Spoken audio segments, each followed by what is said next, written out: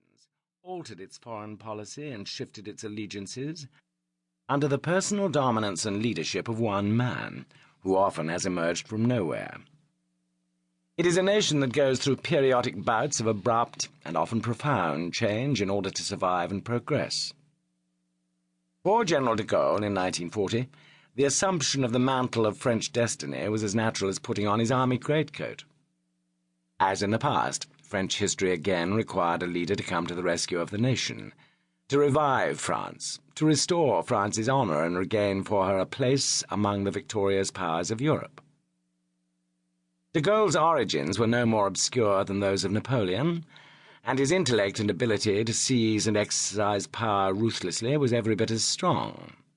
In the past, «L'État c'est moi» had been the watchword of the kings of France. However egocentric it might seem to the rest of the world, for Charles de Gaulle it was a matter of simple historical necessity to become the state. This French experience is the antithesis of Anglo-Saxon democratic history, in which constitutional stability is paramount, and change comes through continuity and evolution. For Anglo-Saxons, this made the de Gaulle phenomenon all the more difficult to accept and comprehend. Winston Churchill, a 19th-century romantic, devoted to France, did understand it, and at the outset embraced de Gaulle. Franklin D. Roosevelt could not. General de Gaulle was anachronistic, out of place in the American century, and a little absurd. He was a brigadier general with few troops, an enormous ego, and an uncooperative nature.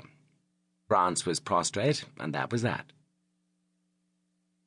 Roosevelt dismissed de Gaulle contemptuously with the oft-repeated remark, "Sometimes he thinks he's Joan of Arc, and sometimes he thinks he's Clemenceau." It was beyond his comprehension that this austere general, whom few men had ever heard of before, even in France, could create power for himself with nothing but his own rectitude, intelligence, personality, and sense of destiny.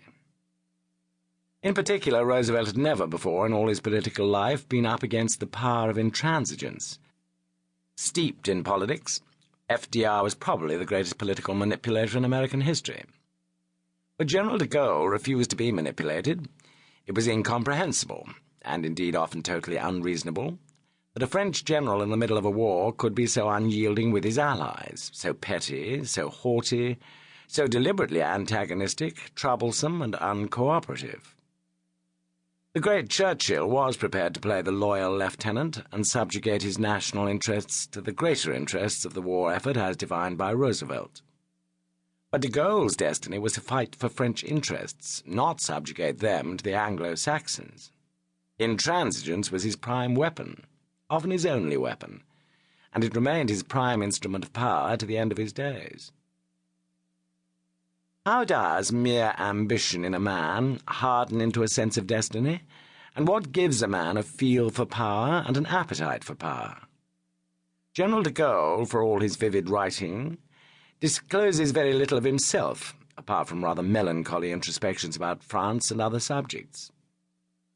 He decided early on to enter the army, convinced, as many Frenchmen were at the turn of the century, that another war with Germany was inevitable. The army was a place where a man could exercise command and power, even at a young age and with a low rank, and perhaps even find destiny.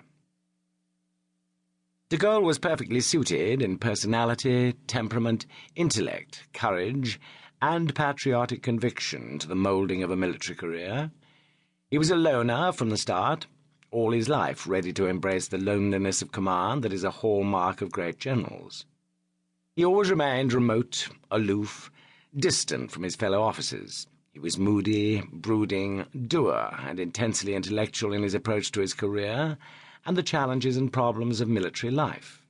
He devoured military history, always seeking out the details of the commanders who challenged the conventional, commanders who were original and made a success of disobeying. From the outset of his career, even when commanding platoons or companies on exercises, he made a habit of doing it his way, against the concepts and even the orders of those above him. He constantly sought to demonstrate his own independence and superiority, at whatever level he was operating. His service record